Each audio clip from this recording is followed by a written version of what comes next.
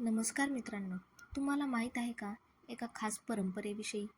गुढीपाडव्याला कडुलिंबाचं महत्त्व. गुढीपाडवा हा मराठी नवीन वर्षाचा पहिला दिवस, आनंदाचा आणि उत्साहाचा क्षण. पण या शुभ दिवशी आपण गोडाधोडाबरोबरच कडुलिंब का बरं खात असू? कधी हा विचार केलाय का? सण साजरे करण्यामागील धार्मिक, पारंपरिक महत्त्वाविषयी, नैसर्गिक आणि आपल्या आरोग्याशी संबंधित अनेक गोष्टी जोडल्या गेलेल्या आहेत. गुढीपाडव्याला कडुलिंबाचा पाला म्हणजेच कडुलिंबाच्या फुलांचा आणि गुळाचा असा हा प्रसाद दिला जातो. कडुलिंबाच्या पानांची चव कडू जरी असली तरी त्याचे फायदे गोड आहेत. खास करून उन्हाळ्यात कडुलिंबाचे सेवन करणे फायदेशीर ठरते. कडक उन्हाळ्यातील उष्णतेपासून शरीराचे संरक्षण करण्यासाठी कडुलिंबाच्या पाल्याचे वेगवेगळ्या स्वरूपात सेवन केले जाऊ शकते. कडुलिंबामध्ये अँटीबॅक्टेरियल, अँटीफंगल, अँटीऑक्सिडंट आणि अँटीव्हायरल यासारखे गुणधर्म आढळतात.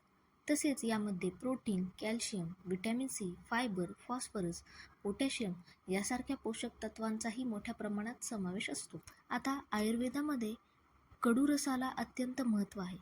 कडुनिंब हे शरीर शुद्धी करणारे औषध मानले जाते.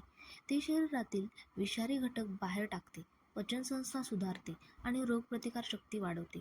उन्हाळ्याच्या सुरुवातीला शरीर स्वच्छ आणि सशक्त राहण्यासाठी कडुनिंब खाण्याची परंपरा आहे.